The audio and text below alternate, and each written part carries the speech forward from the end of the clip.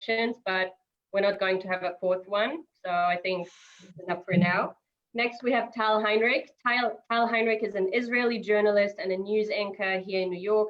She's the host of TIJ Talks for the investigative journal and a contributor on Quick Hits. She previously co-anchored the primetime show Crossroads on I-24 News. She also worked in Israel and produced for CNN International. And she also hosted a lot of shows on Israel's Channel 20, Walla News, and the sport channel in Israel, Channel 5. So thank you very much, Tal. Just so you know, Tal speaks fluent Hebrew, English, German, and Arabic. And I'm happy to call her my good friend. You should definitely follow her on Instagram because she has some amazing cooking lessons that she can show you, and also nice segments from Quick Hits. So thank you for that, Tal. And now it's my absolute honor to also have Vladimir Dutier here with us. He's an American television journalist. He still is the national correspondent for CBS News and has been with them since 2014, following 5 years with CNN. He was a member of the CNN team that won 2 Emmy Awards for its coverage of the 2010 Haiti earthquake, and he won a Peabody Award for his coverage from Nigeria, where he covered the kidnapping of the schoolgirls by Boko Haram. He also reported from the Middle East on the Israeli-Palestinian conflict, and also from the streets of Bangkok during Thailand's political turmoil. I know he interviewed President Trump, he interviewed former President Bill Clinton, and most importantly, Oprah Winfrey. Very important blood. He loves his guitars. You can see right behind him, he has his guitars, and hopefully when coronavirus is over, he can play on them for us a little bit. And I'll tell you a little secret about Vlad. He knows his Krav Maga from Israel. He spent a bit of time in Israel. Maybe he'll share his link with you. So thank you very much for joining us. And I'm going to get right into it. I'm going to ask all our 3 panelists one question, the same question. After that, I will go into different questions, and you're more than welcome to ask your questions inside the chat box. We'll open it up in the last 10 minutes for a live Q&A. So thank you for that. So as you all know, the coronavirus has touched all of our lives, from commuting to work, to the work itself, to the content of our jobs. And I would like to ask our 3 panelists, how has coronavirus affected you in terms of news coverage? How has your daily routine shifted? So Vlad, if you can start and give us 2 minutes of a summary. Thank you. Thanks for having me. It's great to be with all of you. I'm glad to see there's a nice sized crowd, and thank you again, Mr. Ambassador, for this opportunity. I think the 2 things there are 3 things that I would say that have probably sort of colored how this pandemic has affected what I do, what I think all journalists do. The first is that I think as this progresses, as this continues, all of us at some point or another will find that this infection, this virus, has touched somebody that we know, either directly or indirectly. And that, I think, is true for a lot of people, but it's certainly true for me. Not only were several of my colleagues at CBS News infected with COVID-19, one sadly lost her life to it, somebody that we were all very, very close to. Maria Merketer, who perhaps some of you may know her. She was a longtime Deputy Foreign Bureau Chief for CBS News before transitioning a few years ago into talent development. And she was a multi-cancer survivor, had beaten cancer many, many times, and sadly was not able to overcome this horrible pandemic. So I think that that's going to be the case for a lot of people. Whereas in the past, a lot of things that we covered were not in the abstract because we were there on the ground witnessing and bearing witness and reporting, but we could say that, the war in Syria, the civil war in Syria, I don't know personally anybody who's been affected by that. But in this case, I think so many people are going to have the very same experiences. The second thing I would say is that because of that, because of those experiences, because of the fact that we are all locked down, in some instances, reporters have become part of the story, and I can talk about that as well. In the case of Leslie Stahl at 60 Minutes, for example, who recently told the world that she had been infected. There are reporters who are now sharing their experiences of having been infected with the virus, which is very unique, again, from where we were in the past. And then the final thing is just what we're doing here, which is normally we'd probably be at a location, perhaps at the consulate or somewhere else, maybe at the embassy in DC, doing this. And here we are all working from our homes. We're broadcasting from our homes. I have all this equipment in my house for the days that we are broadcasting here. And that has meant that sometimes, you know, in the past, all of us have gone to war zones, or we've gone to natural disasters to cover it on the ground with our own eyes. And because of this pandemic and because of the risks, we're not able to do that as we have in the past. So those are the three things I would say. Thank you so much for sharing that. Jacob, can you give us maybe 1 minute how it has affected you? Good afternoon. It's so good to see so many familiar faces. Obviously, this pandemic has put us all under lockdown. So the only way where you can really communicate is online. And part of my work, a huge chunk of my work actually, is working from home to prepare my morning newsletter. So it hasn't impacted so much my daily routine, but obviously because we are limited, stuck at home, there's limited resources in terms of meeting people, engaging with people on a personal level, and figuring out either personal stories or also on a one-on-one level. You get more out of a conversation, about online conversation or a phone conversation. But also when you wake up in the morning, you drink your coffee and you head to work, you have this, first of all, your own time of walking on the street, going in the subway, coming into the office, where you can conduct your interviews, do your research and start writing. Whereas when I'm stuck at home, it's a whole different story. You have 5 kids running around. You can't really record interviews or transcribe interviews and, prepare work for the evening hours. So in that level, it has been hard to adapt to that situation, but also impacted me on a personal level, and Vlad alluded to that, which is reporters don't like to be part of the story. They want to report what they see or what they convey from profiles and interviews. And so when you become part of the story, you sort of mix your emotions with your objective reporting. So in terms of myself, because I live in a community which has been highly impacted by this pandemic, knowing a lot of people have lost some family members and some friends, you sort of have this emotional touch to this. So you become more, knowledgeable on one hand, but also you have this sort of, how do I separate myself, my emotional feeling from hard reporting. And also the third part is that,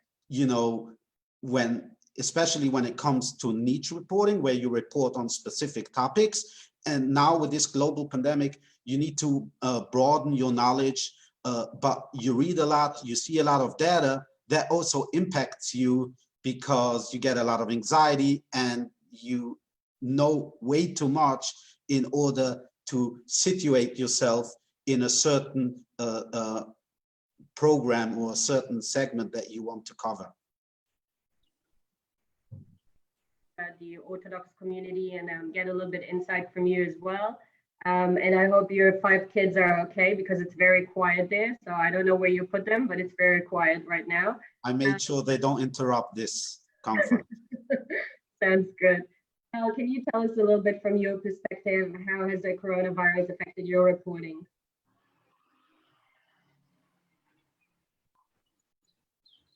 I think not even one. Can we unmute her? Oh, I'm muted. Okay, so I was about to say that I don't have 5 children running around, not even one yet. So my life is not that exciting at this period, but I have discovered though that this period, just like any other industry, I guess, is it requires a lot of creativity and a lot of resilience.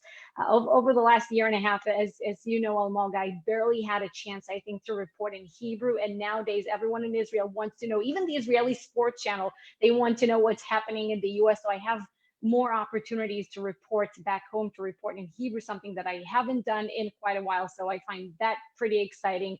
I also utilize this time to work on a new initiative, Quick Hits, that you mentioned before with my ex-colleagues. It's a daily roundup, very quick, of 10, 12 minutes roundup of international and national news. So there's that. And in terms of technology, sometimes I have my boyfriend holding the light for me when I do live hits. Sometimes I go downstairs to the street to do it, and it's a one-woman show. And then also the famous ironing board. I don't know if you've seen the clip that the Israeli Consulate has put out, but you can see my home studio where I use my ironing board as desk for my computer. Creative Tal, we saw it. It's very cute. But I think you know, all of us are trying to build home studios. I have to say, for this panel, I'm not a reporter. I did it once, and it's very difficult, you know, with the lights and the table and how do you do it. But yeah, maybe I can get some tips afterwards. So I'm going to move to one question for Vlad. Vlad, you talked a little bit about, you know, being part of the story. Obviously, you were first at the studio reporting about this coronavirus hitting China, hitting Europe, and then suddenly CBS became part of the story. I think CBS was basically the first network to shut down and let everyone go home. One of your colleagues contracted it. So if you can go maybe a little bit deeper into describing what does your day look like? So how does it look like for you? You do the technical aspects, you have other people do it for you, and how is it from the perspective? Right, so technically speaking, I'm lucky in that when the pandemic really started to take effect here in New York City in early March, I was already working with a crew, in other words, a cameraman, a sound engineer, and a producer. And we were assigned to do the initial reporting on the pandemic and its effect on some businesses in New York City. And very quickly after that, when it became evident that we were not going to be able to return to the broadcast center, our bureau, the executives assigned this crew to me exclusively, so that given that we had already been working together and we made the decision that I would broadcast for CBS This Morning or the Evening News or for CBSN here from my apartment, they were the ones that came in the morning to set up the cameras, to set up the lights. And then after that, they were meant to go home directly and not be assigned any other stories or be assigned any other reporters. So essentially what they were doing is coming here in the morning, doing the show, wrapping it up, and then going home. And the only other interaction they would obviously have would be with their family members, or if they needed to make runs to the grocery store. So, and because of that, I think we were able to limit the interaction that the crew and myself had with other people. There's still a risk, obviously, because they get in their cars and they go home and they perhaps go to the grocery store or they go to the pharmacy or whatever it is. But in the apartment, when they're here, we all wear masks. We maintain 6 feet, if not more, apart from each other. You know, it's a bit of a pain because when they leave every day, I have to disinfect the areas where they are, but it's been now almost, you know, we started in the first week of March and here we are, you know, in mid-May, and it's been the same 3 guys with me pretty much the entire time. My producer is actually now able to produce me from home, so now it's really just myself and the cameraman and the sound engineer. The producer is at his apartment in Jersey City. And if you watch our show in the morning, CBS This Morning, I have a monitor behind me that will sometimes run the video elements. And he's able to do that from his apartment in Jersey City. He's able to key the video into this monitor in this living room, which means that he doesn't have to come here. So the decision was made, you know what, let's even limit his interaction and have him work from home. So I have the 2 guys here. And you know, I think in the beginning it was sort of strange, but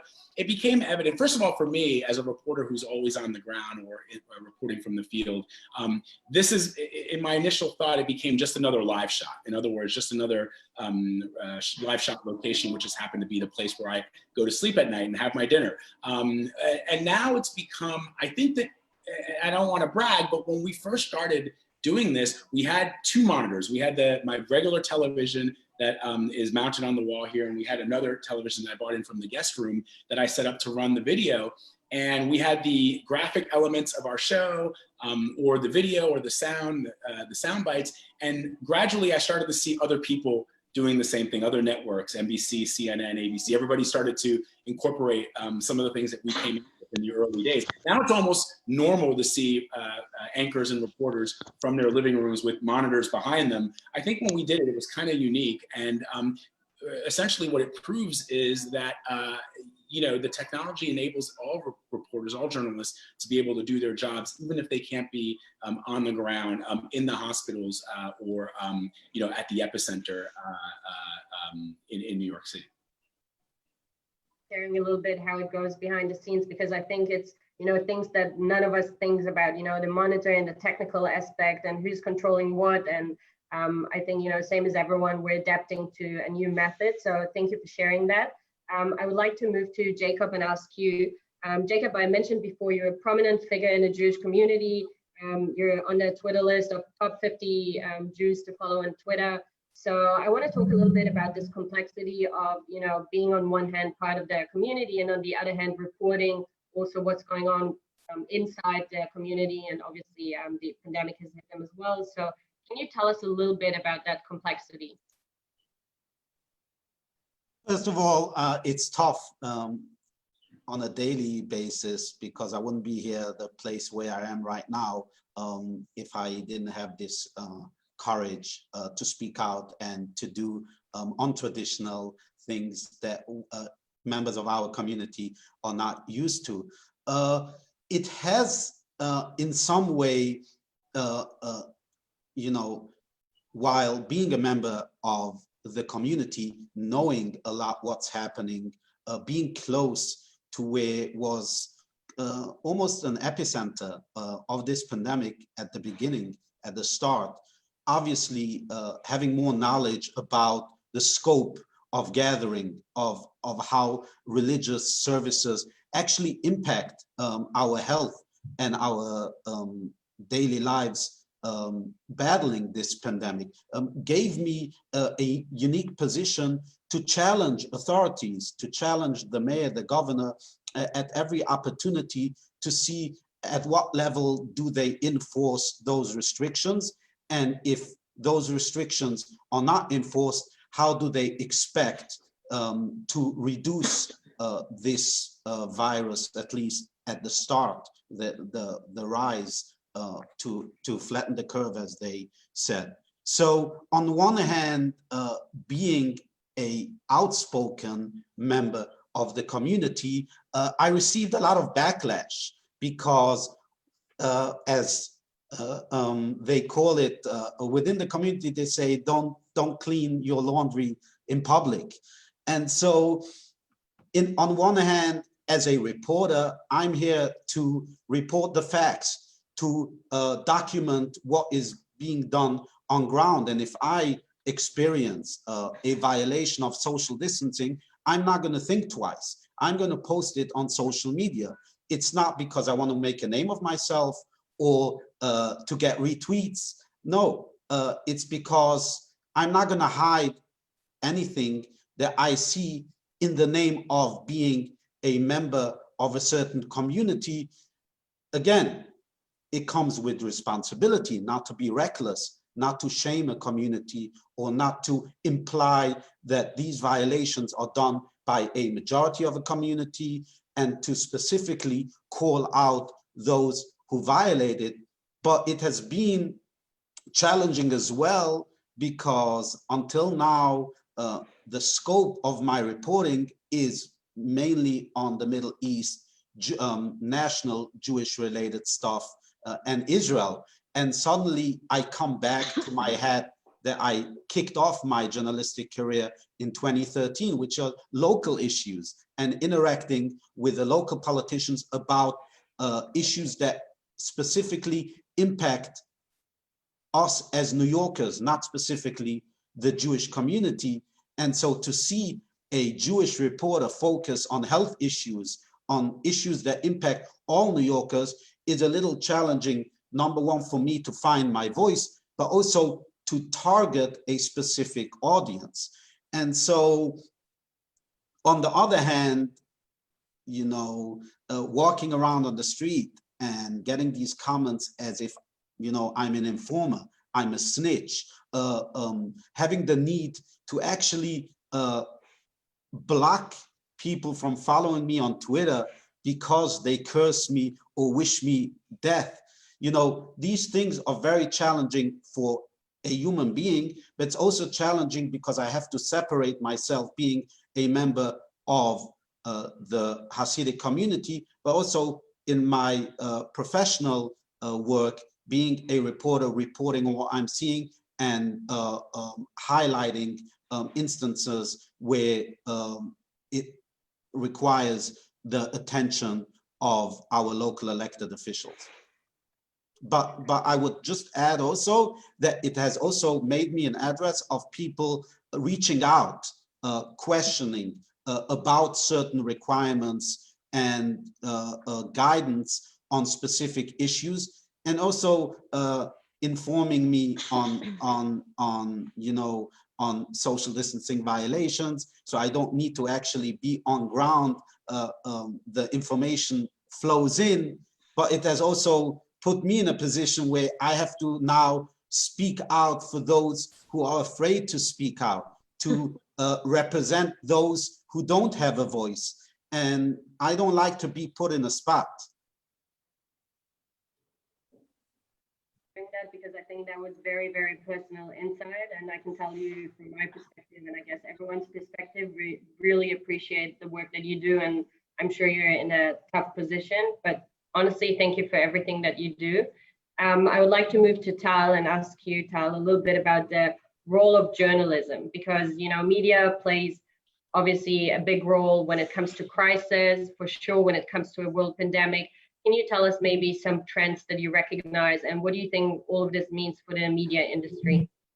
So briefly, I think I'll start with the second part of your question. Because of some issues that Vlad mentioned before in terms of technology, I guess all of us are wondering right now, maybe the viewers have gotten so much used to this, to watching the low cost production right now, that eventually networks will try to save costs and channels and just to keep the situation going for a while. In other words, why should we have a makeup artist when the anchor or the journalist can do his or hers own makeup, just to put it in one sentence as one example. But in terms of global media trends, I think, I guess what you pointed out, the question that you brought is something that every media outlets around the world is facing right now.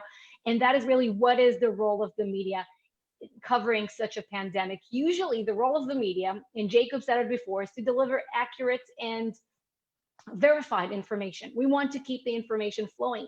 But right now, I guess media outlets discovered that emphasizing the question marks and emphasizing the element of uncertainty around this pandemic is just as important, or sometimes even more important, than keep the information, the details of what we do know about this story flowing. So if we have medical experts, if you have lawmakers, and even just journalists telling the story, sometimes, and let me maybe take it for to compare it to covering, let's say, a shooting or a terror attack, something that unfortunately many of us working in Israel for many years are very familiar with, a breaking news situation of a terror attack. So we try to be very accurate and not to speculate too much. You know how careful we are, and during such a pandemic, it makes you think, well, we want to fill up the airtime, and pretty much we don't know much about the virus, and pretty much everything that we say right now is sort of a speculation. So what is the media role in terms of delivering the information and delivering uncertainty, which is also important? And then it brings up another question. What is the media's first objective in covering such a pandemic? Is it to keep the public safe? Is it to keep the public informed? In that case, should a media outlet during such a pandemic become an arm of what we in Israel know as the home command? I'll say it in Hebrew, Pikud Oref, because you have some public responsibility, I guess, when you have the voice. Or just remember, this is an election year, and the media, especially in this country, takes a much greater role in the absence of campaign rallies. So if media outlets, which are not really, I'll say, balanced or more liberal or more conservative media outlets, they have a different agenda. So the objective right now, it's still an election year, I guess, is also to get out the vote in a sense.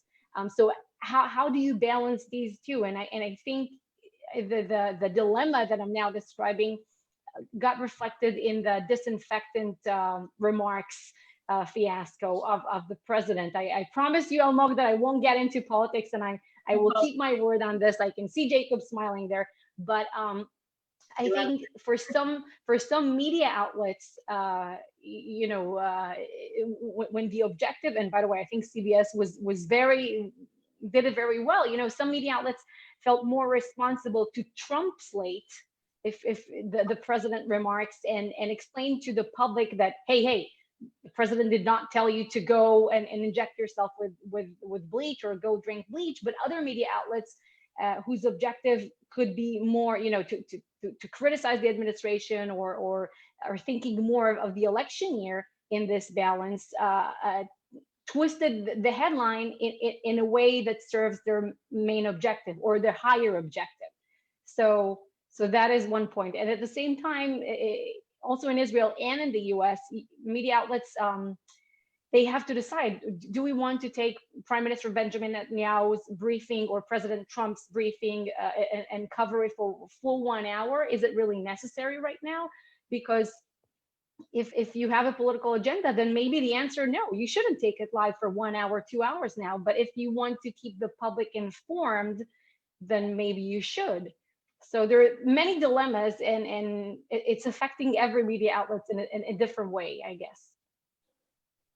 And the dilemma is not only within, reporting on the data or the coronavirus itself, it's also the agenda behind it. And, you compared a little bit the pandemic also to a shooting in Israel or some crisis maybe that you have to report on. And I want to move to Vlad, because Vlad, you covered also Ebola. You covered another disease when you were in Africa, I think back in 2014. So can you share with us a little bit the difference when it comes to coverage between Ebola and coronavirus?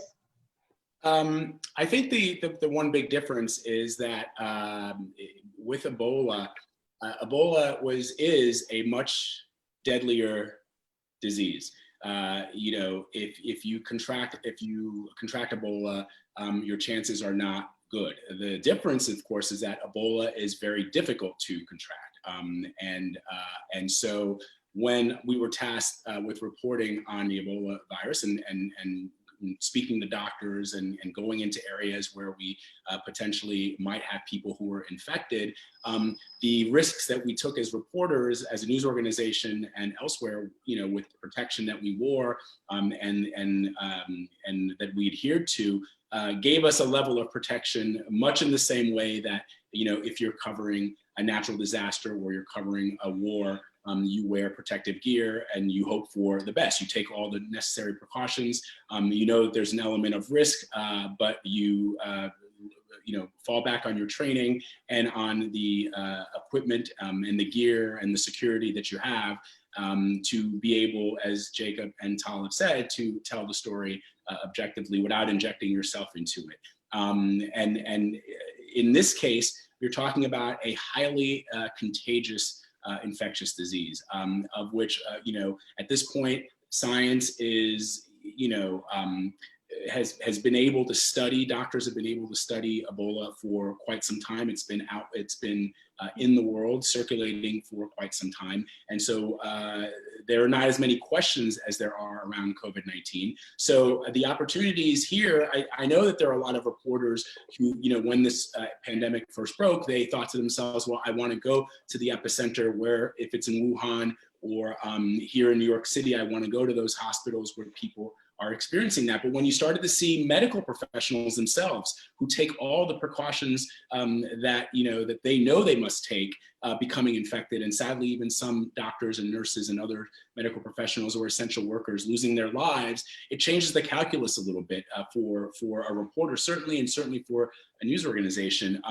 You know, at that level, news organizations have to really consider the risk that they are potentially taking on in sending a reporter into that area. And so, as you can see, if you watch our broadcast, nearly all of us are working from home. Occasionally we'll do live shots outside. And in one or two instances, there were some hospital visits, but it's not like what you would see in the case of Ebola or natural disaster or any other story. And I think that's, and you know, as Jacob pointed out, it's difficult because part of you wants to be there. You want to be talking face to face with those individuals. You want to hear from them. You want to see, if you're talking to somebody who's lost a family member or a loved one, you know, you want to be able to convey the pain and the suffering that they're going through. And the best way to do that as journalists, obviously, is to be close to somebody, to really see it in their eyes and to see it in the way that they engage with you. That's part of the joy of being a reporter,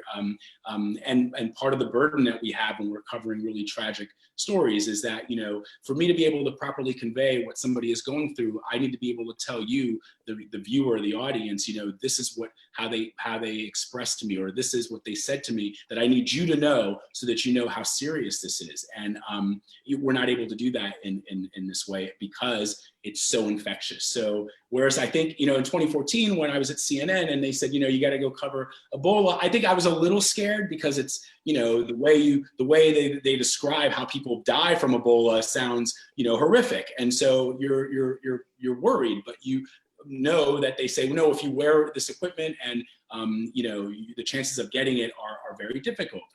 Whereas here, you know, a sneeze, a touch, a cough, you know, and then you rub your eyes and next thing you know, you have it. And because the answers is to, you know, remember initially we heard, oh, well, children are not susceptible. Now, you know, that may prove to be Right.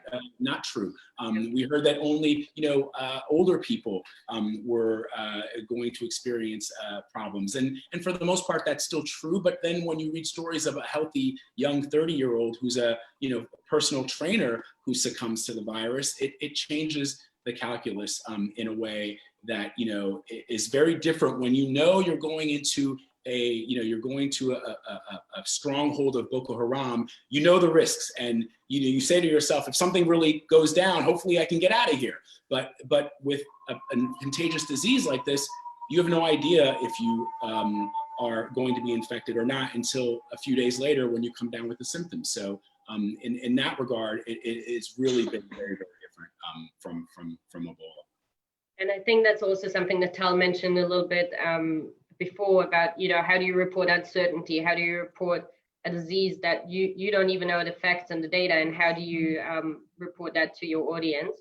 And Jacob, I want to ask you a little bit more about the ultra-Orthodox community, which we mentioned before. So obviously we all know they're going through a very difficult time, but not only now, I think it was also before the coronavirus, we saw in New York an increase in anti-Semitic attacks.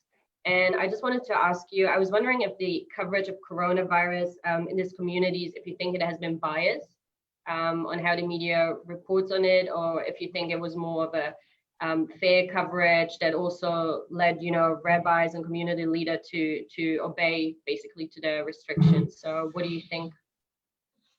So it's a balance, because on one hand, you don't want the media to focus on a specific community because that highlights their vulnerabilities. And in this case, it highlighted the vulnerability of the Orthodox community in New York. One, we live very dense in small apartments with a lot of kids. Second, we go to shul 3 times a day, and on Shabbos a few times a day, large gatherings, where it put us in a position where almost every member of the community could have come in close contact with somebody who had the virus. Thank God, some listened to the guidelines early on in March. And in my case, by March 15, I was already quarantined at home, so I was tested negative. And that's the case with a lot of people who adhered to the guidelines at the very start. But a lot of members of the community do not follow politics and news like I do. They do not have Twitter. They don't own a laptop or a smartphone. So the only way of getting their news is either if the rabbis issue a robocall, posters on the street, the weekly newspapers. If a guideline is given on Sunday, they will only read it on Friday or Saturday. That gives you 5 or 6 days where people were not informed about a certain guideline. I'll just point out one. The order by Governor Cuomo to wear masks was given on the first day of the second days of Passover. You know, we all observed it. I got my email at the end of the holiday, so I knew that the coming morning we are required to wear masks. But most of the members of the community do not listen to radio, do not watch TV. They're also, they're very limited with information because most of the guidance is given in English and Yiddish is their home language. So that put me in a situation where I had to provide a lot of information to the community based on the knowledge that I got, but it also put me sort of as a bridge to the community between the elected officials actually issuing these guidelines and conveying it to the community. So I think in that matter, local authorities failed in outreach, failed, number one, to issue clear guidance on what social distancing is, how it prevents people from contracting the virus, but also how important it is to stay home, not together. This is not an imposition of a certain guideline to restrict religious services. It's actually a matter of saving lives. And so that is where local authorities fail in conveying that message, but also communicating in a very clear way that this is a matter of life and death. And by staying home, by adhering to all those restrictions, we are saving ourselves. In the beginning, it was very hard because people were in shock. You read reports that a funeral home here in Borough Park, where a regular day, there are 2, on a weekend, maybe 3 funerals. On every given day, from March 15 into April 15, you had 15, 20 to 25 funerals on a single day. And so people were in an immediate shock and, you know, stayed at home. They didn't violate those rules. But as reports come in, there's a decrease in the numbers that, you know, not everybody who contracted actually dies. People are not taking it as serious. And so you have this constant reporting of people violating social distance, but you don't have the reporting of 80 to 90% of members of the community acting as responsible citizens in saving lives. So to go back to your question, the media focusing on our community actually helped our community in trying to save lives, because had there not been spotlighted, people wouldn't know how serious this matter is, or would think, you know what, government said you have to wear a seatbelt. I'm going to defy those rules. I'm going to pass a red light. But if you know that you're going to save a loved one, or that if you go to shul or go to a certain gathering, that you will personally be impacted by that, you start listening to those guidelines.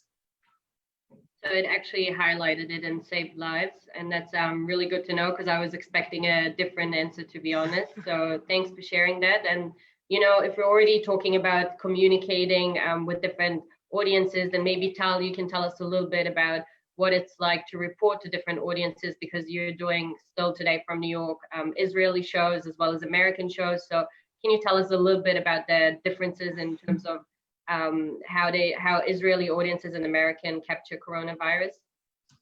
I will start with the first weeks after the major outbreak here in the US. And I think Israel was ahead 2 weeks before, 2.5 weeks before. And I was under the impression, maybe all of you feel the same, that there is some twisted competition in the world. Who has less deaths, right? Where do you see most coronavirus cases? Where are they most restricting individual liberties? And I think the media coverage often reflects this very weird and twisted competition, and I'll explain why.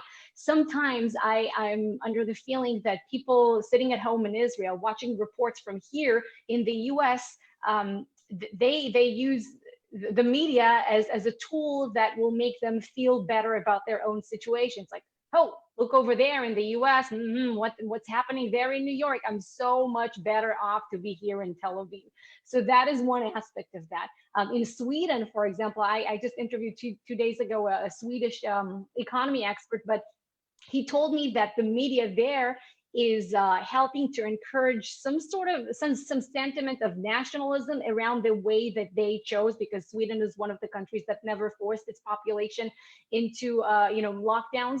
So by the way the Swedish media, for example, covers what happens in certain parts of the US or certain parts of the world, it makes the Swedish population feel better about themselves. Now, in Israel, I think it's pretty interesting because when it comes to the exit strategy or the stimulus package, the media coverage of these aspects are being used as a tool to put pressure, I think, on the government, meaning, look what they're doing in the US. The administration already gave $1,200 to each American family. What's happening with us? Where are we? So there is that as well.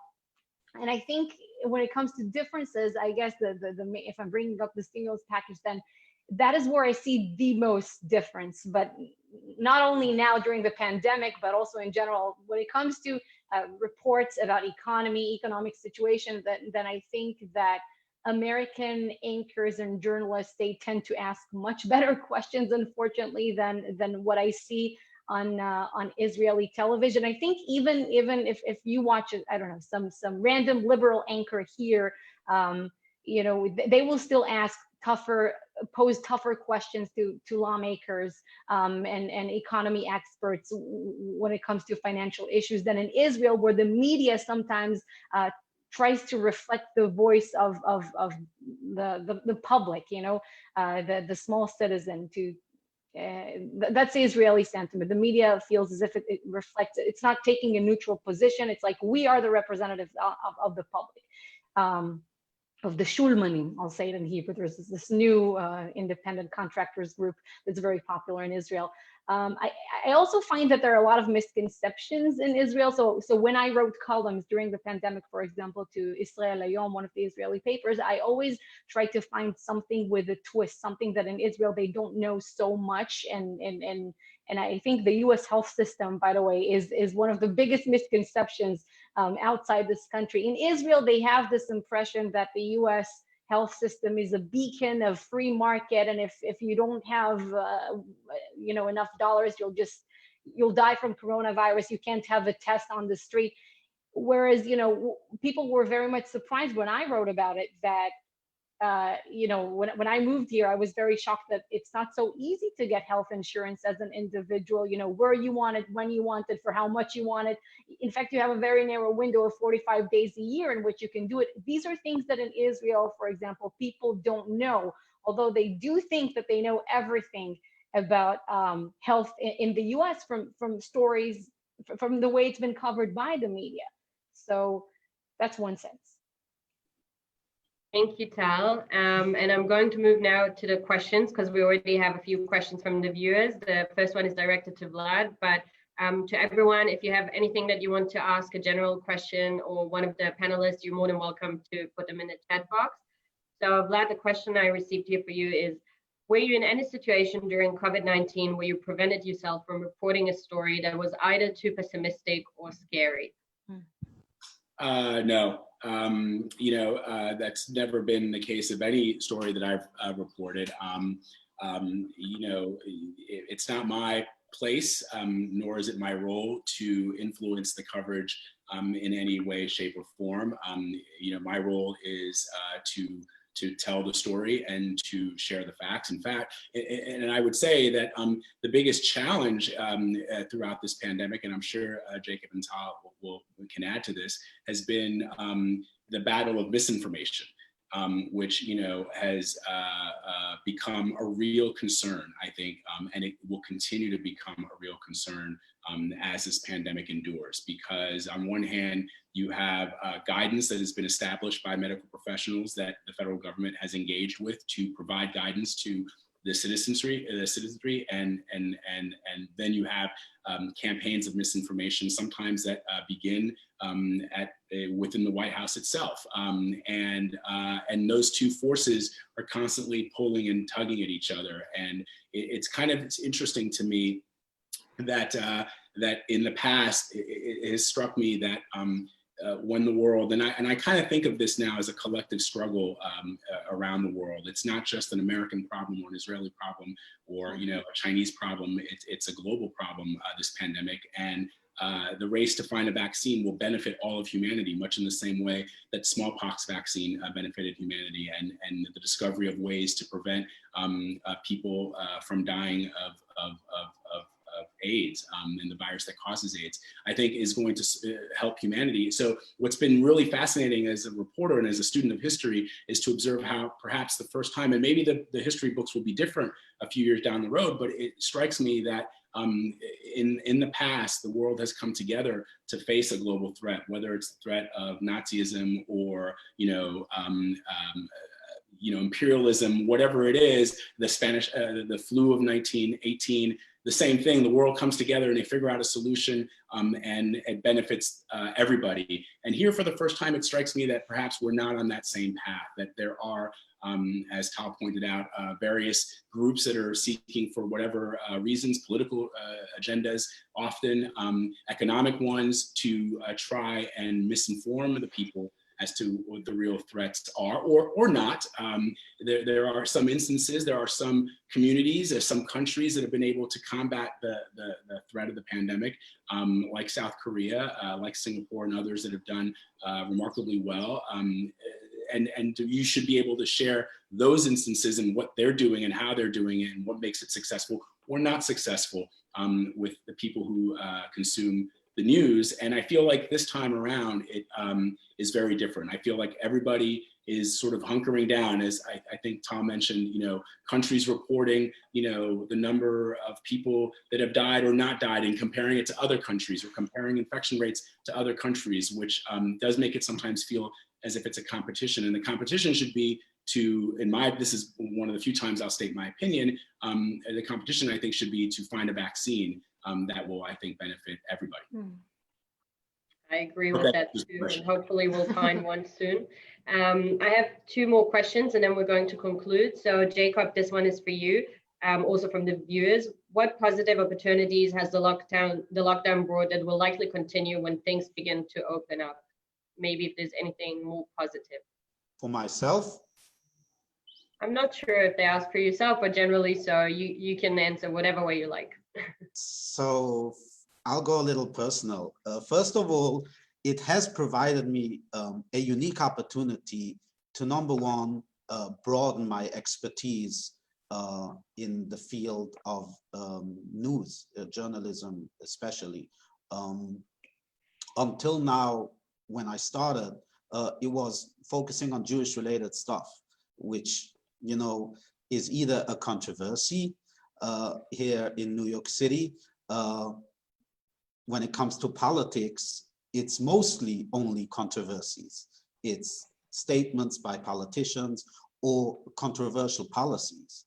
And so by entering myself in a situation where I have to provide my readers, but also be informed on certain positions that I've never dealt with, just gave me a little more to understand what people do on a daily basis, but also talk to different people, talk to experts, find new sources of information for my work along the road.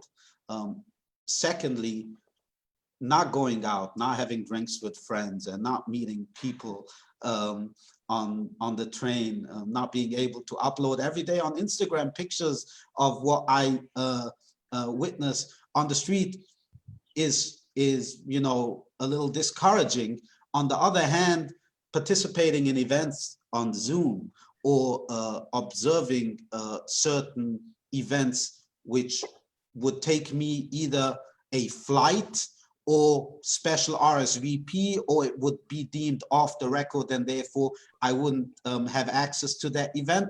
Right now, by having most of these discussions, events online, it just, you know, gives me an opportunity to follow more the topics that I usually cover.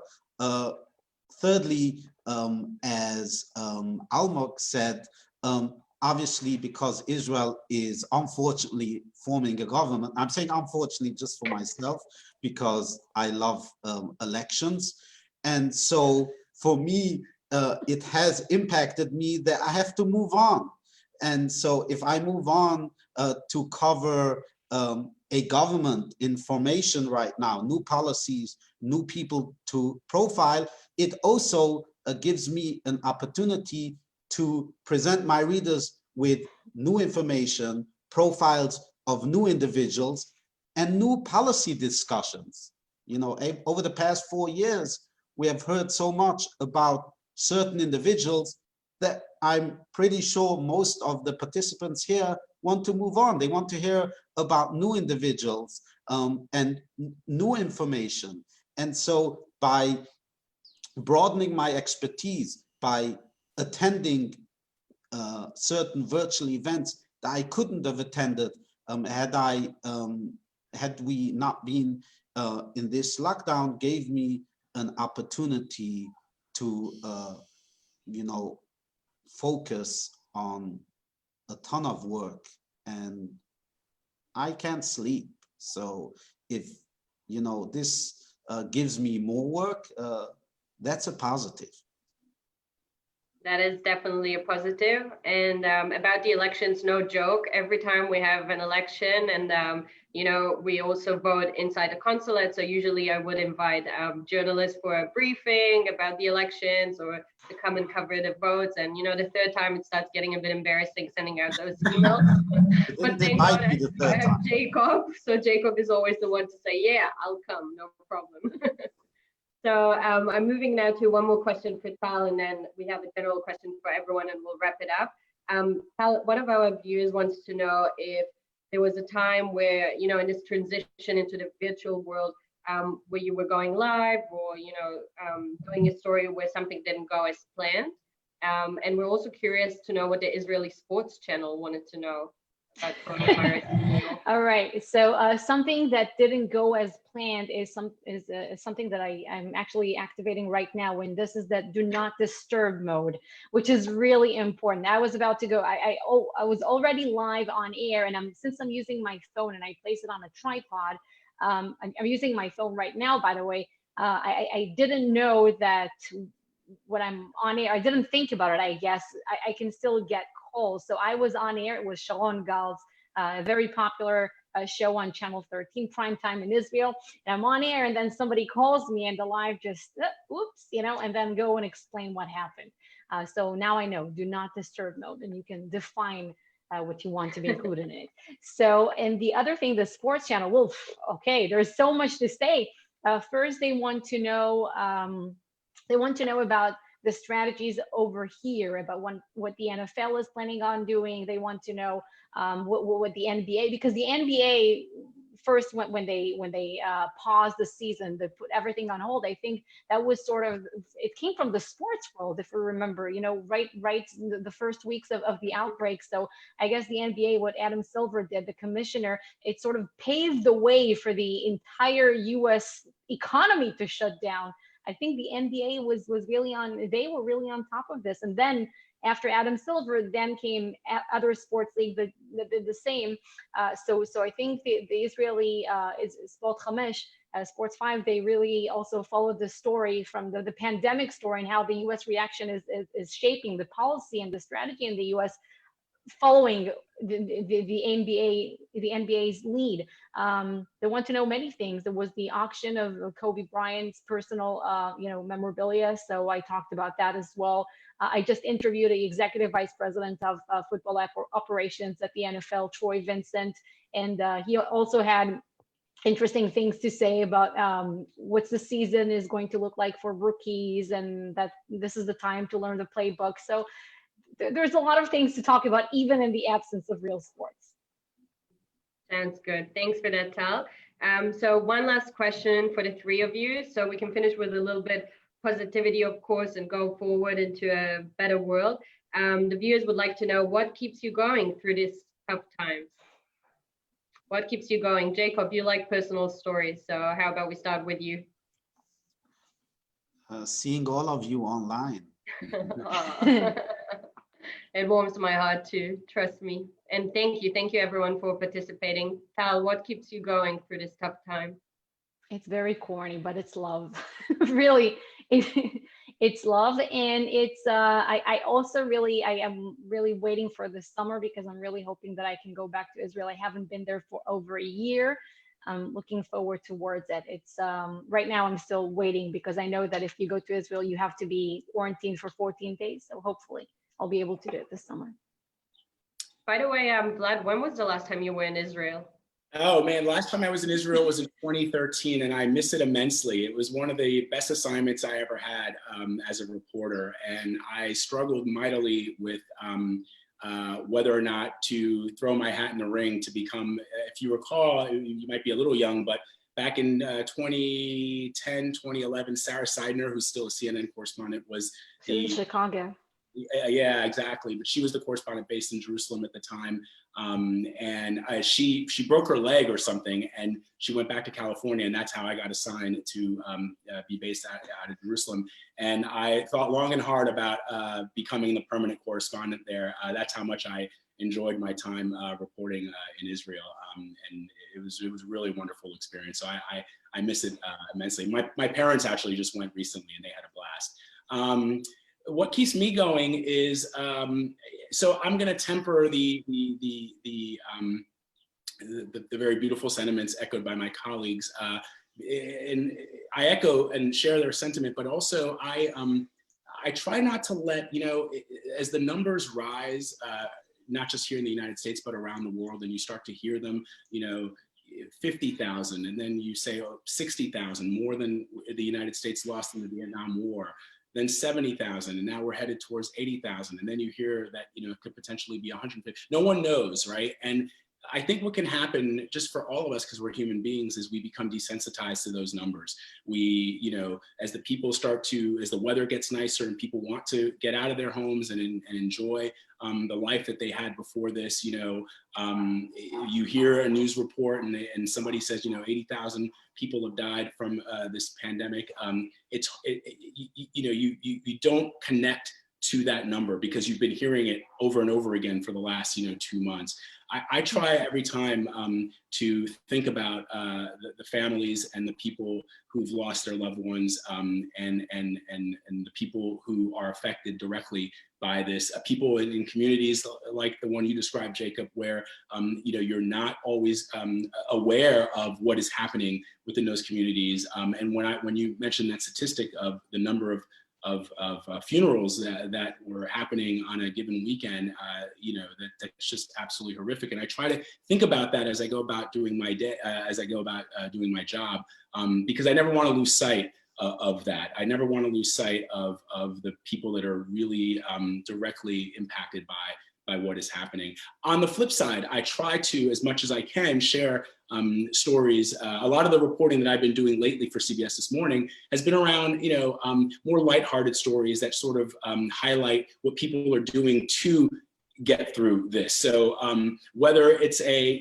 couple that gets married, at a socially distant, acceptable manner in the streets, or, children visiting their grandparents behind a glass door and waving to their grandparents. One thing I've noticed is that human beings are incredibly resilient and creative. The amount of creativity that is bubbling up in this pandemic as people are trying to figure out ways to do things, television shows that are being created in living rooms. I don't mean mainstream TV shows. I mean people posting things on Instagram and TikTok is just remarkable. And you know, it just sort of reminds me that even in the worst of times, beautiful things can happen. Love can flourish, creativity can abound. And so I've been sharing a lot of those stories on CBS This Morning. And so that also keeps me going. So it's sort of twofold. If I can reclaim my time, I want to end with an impression of being a serious person. So, I mean, we've all been impacted by this. You know, everybody is complaining about being home all the time. And again, as I shared with you, for me, it's extremely impactful. I think that if we go and look back, and if we know that with our reporting or with us being home and restricted from doing stuff that we usually do, that we even saved one life, I think nothing else matters. I think we should be all thankful that we were given this opportunity of not only watching on ourselves, not only watching on our loved ones, but also saving lives, and that's what matters. Thank you, Jacob. And I think it's really good that we're finishing on this note of gratitude and, you know, taking this time, not taking it for granted, and really doing a little bit of soul searching and looking at the positive side of what it brings to our personal life and also to the world. And I want to thank first the amazing media team of the Consulate. So thank you very much, Noya Asaf, who was responsible for this whole panel and project. So we're clapping our hands for you. And thank you very much, Kara Cord, who's, by the way, I think your identical twin sister was before on the screen, and it's really confusing. So next time, just let me know. And thank you so much, Tali Golchef. We were worried about her dog barking in the background, but it was quiet. So it's all good. And thank you very much, Vali El Mizrahi, who joined us also a few months ago and came right from Israel to New York in the midst of coronavirus. So thank you everyone for participating. You're more than welcome to follow our panelists on Twitter and of course watching them on TV or reading what they write. Thank you so much, and we'll conclude here. Thank you, Tal, thank you, Vlad, and thank you, Jacob. Have a good day and a good evening. Bye everyone. Thank Bye-bye. you.